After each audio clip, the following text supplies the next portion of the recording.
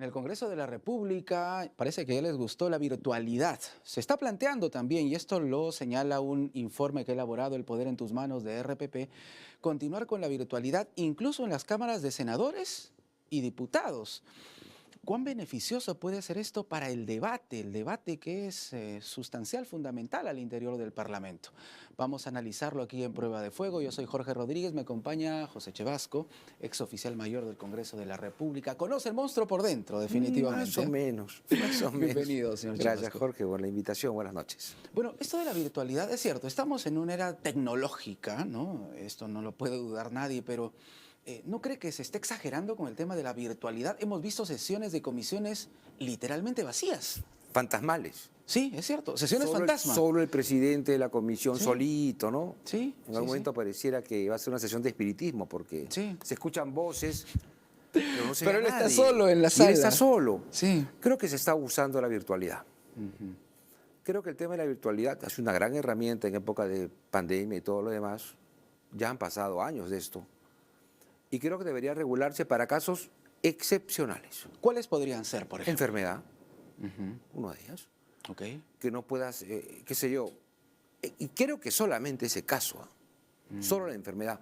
¿Por qué? Porque la riqueza de la política y del trabajo parlamentario radica en poder verte las reacciones, evaluar. Claro. Y El que debate, el debate. Y que la población vea que su congresista está sentadito en el escaño porque pueden planificar bien el trabajo durante la semana. Es decir, los jueves hay pleno, así que los jueves los reservo para el pleno. Y el resto de la semana para el resto de mis actividades. Como que tampoco está bien que los días de plenario el parlamentario salga corriendo a reunirse con alguna asociación o alguien, deje el escaño vacío y no sigue el debate. Por eso, el jueves debe ser exclusivamente para las sesiones plenarias. Con presencialidad. Con presencialidad. En las comisiones igual debe haber rigurosidad para la asistencia de los congresistas con cierta excepción, que puede ser un tema, vamos, de enfermedad o quizás Claro. una eventualidad que perdiste un vuelo por una crisis en el aeropuerto. Entonces, Tema de fuerza totalmente mayor, de fuerza que mayor. es comprensible. Claro, la riqueza es de la política, del debate parlamentario es ese. Además extrañamos los que seguimos este tema de a veces los grandes debates, Sí, claro, ¿no? Con claro. esas cosas ideológicas que Claro. se han perdido dentro de la esencia del funcionamiento del Parlamento durante los últimos años. Cuando uno podía discrepar de lo que decían los líderes de cualquiera de las Claro. bancadas, pero daba gusto escucharlos. Lógico, porque ahí notas tú Sí. el sarcasmo político y otra serie de cosas que, Sí, claro. mira, yo sigo los debates en el Congreso desde cuando tú no estabas todavía hábil en el periodismo, desde la época de la Asamblea Constituyente de 1978. Yo me escapaba del cole para irme al techo del hemiciclo de la Cámara de Diputados hoy a Claro. ver los debates de la Asamblea Constituyente. Y ese es lo que me gustaba, ¿no? Y en esa asamblea constituyente, bueno, estaba Víctor Raúl Aya de la Torre, Aya de la Torre, estaba Luis Bedoya Reyes, Lucho Bedoya, bueno, en o fin, sea, y gente, como pues, como se diría ahora, otro level. era otra gente que estaba formada en los partidos y defendía ideologías, ¿no? Sí, claro. Y con mucha solvencia académica, etcétera, ¿no? Entonces, eso hay que devolvérselo a nuestro Congreso. Definitivamente. Ojalá que este año la nueva mesa directiva imponer, porque si tú lo pones a votación, los parlamentarios van a decir, no, nosotros queremos la virtualidad, van a dar justificadas razones, seguramente. Pero creo yo que en el Parlamento, y sobre todo si queremos revalidar la institucionalidad del Congreso, lo primero que tienen que hacer nuestros parlamentarios es ponerse en el escenario y que la población los vea que van todos los días a sus sesiones. Por supuesto. Si hablábamos de sarcasmo, me estaba acordando precisamente de Luis Bedoya Reyes, ¿no?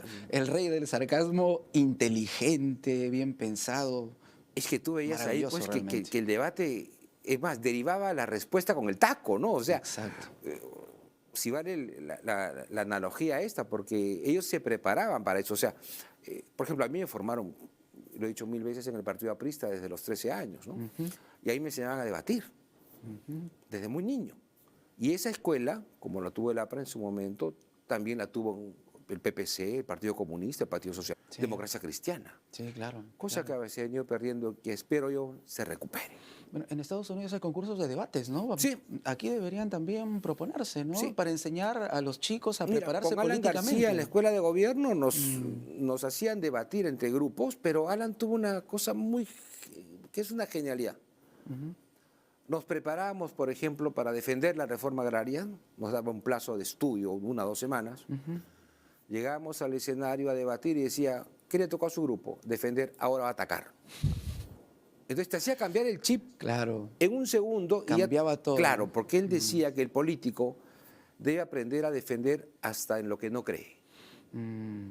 Y eso pasa en el Parlamento, donde tu grupo parlamentario te encarga de defender algo a pesar de que tú estés en contra, pero tienes una buena retórica y oratoria y vas a tener que defender lo que no crees.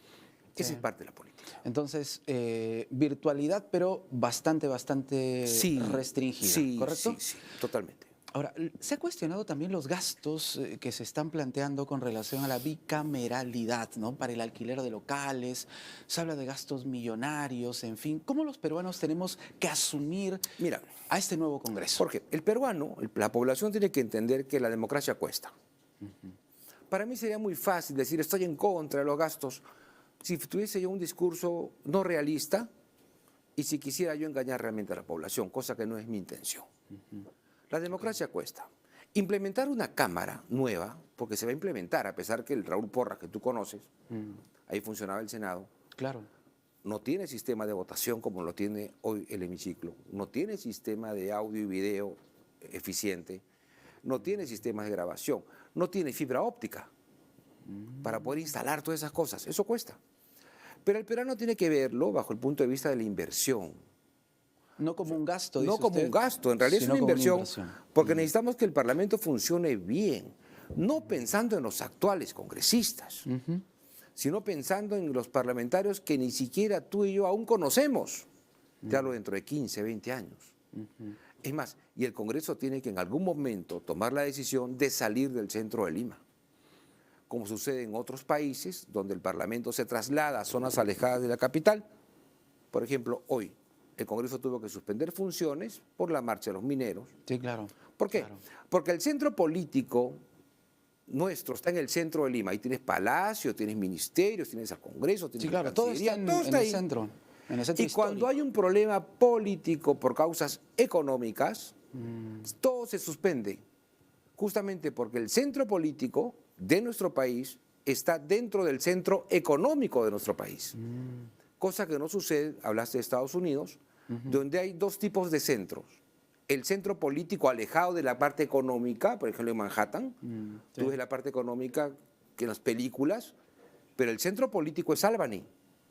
Y en Albany es donde funcionan todas las entidades del Estado estatal, del Estado de Nueva York. Entonces, cuando hay Para una que no se huelga, pueda exactamente, existir un para choque, que no un se impacto. crucen las cosas. Porque el tema de una efervescencia como la de hoy impide los comerciantes que han dicho, ya no puedo vender, tengo Sí, que claro, cerrar. claro. Claro, Muchísimos porque el centro emprendedores resultan político afectados. funciona dentro del centro económico. Entonces, el A Congreso, futuro tiene que salir. Pachacamac, Lurín, no sé salir dónde. del centro de Lima. Salir, desconcentrar, para que también el político se dedique a trabajar, porque él está en la sesión plenaria, lo llaman y dice, no, me han llamado, ya vengo. En cambio, si estuviese en Lurín, en Pachacamac, ¿a dónde va a ir? Solamente a comer chicharrones, o sea. No tiene cómo escaparse. No tiene cómo escaparse. Eso hay que hacer en el futuro. O sea, el Estado tiene que pensar, el Estado en su conjunto tiene que pensar que las actividades políticas para que funcionen tienen que estar alejadas, como sucede en Brasilia o sucede en Valparaíso, en Chile. Es un punto interesante. ¿Y era necesario esto del alquiler de edificios? Yo reitero, se ha cuestionado mucho el gasto del alquiler de espacios. Mira, yo creo que ahí sí el Congreso debió de alguna manera establecer un estudio respecto a la población laboral que va a tener en el 2026. Claro. ¿No? Porque si yo hago una proyección, digamos, de que no debo tener 3.000 o 4.000 empleados, que cada cámara va a ser autónoma respecto a la contratación de sus empleados. Ya no vamos a tener solo 130 con sus asesores. Entonces, Ok. yo creo que no han habilitado oficinas porque están llenas ahorita de gente, pues. Entonces, como están llenas de gente y no puedo sacar a esa gente para poder habilitarlas para los señores senadores, dijeron, alquilamos. En ese alquiler es donde van a habilitar las oficinas. Pero yo pienso que con el futuro, si hay cámaras totalmente austeras que se manejan con presupuestos reducidos y eficientemente, el Congreso tiene 13 locales. Podría hacer algo para poder usar sus locales y no seguir alquilando otros. El Congreso tiene 13 locales. Claro, contando todos, en realidad creo que si la memoria no me falla, son 13, ¿no? Entonces uno se pregunta, ¿para qué necesitan alquilar? Se podrían Es que están llenos optimizar, de... Claro, ¿no? están llenos de gente. Entonces lo que hay que hacer es reducir el personal para poder usar esos espacios y espero que este alquiler no sea, pues, ahora van a invertir también en la implementación de ese alquiler, de las oficinas, ¿no? Por eso que es un tema que tiene que ser evaluado, reevaluado por el futuro Congreso, pero es verdad, yo sí creo que no es un gasto, sobre todo en equipamiento, en tecnología, y es una inversión que hay que aplaudir. Pero se lo preguntaba porque nos vendieron esta idea, ¿no? Aprobamos la bicameralidad, pero no se va a gastar prácticamente ni un sol más, ¿no? Yo creo que lo que se dijo Jorge, o de repente se explicó mal, pero el mensaje era que ya el presupuesto del Congreso tenía destinado una cantidad de dinero para implementar la bicameralidad. Pero hay algo que ha hecho bien también el Congreso, entre otras cosas, ¿no? Porque no todo lo que hace el Congreso es malo. Sí, claro, por supuesto, por supuesto. Ha puesto un límite al presupuesto del Congreso en 0,6% del presupuesto de la República. O sea, el Parlamento debe gastar, porque así lo han querido los parlamentarios y eso está muy bien, el 0,6%, es decir, menos del 1% del presupuesto nacional en el Parlamento. Y eso va a ayudar muchísimo en el futuro. Muy bien. Señor Chevasco, gracias por estar con Jorge, nosotros. gracias por la invitación. Siempre es un Buenas noches. gusto. José Chevasco es oficial mayor del Congreso de la República, aquí en Prueba de Fuego con su aporte.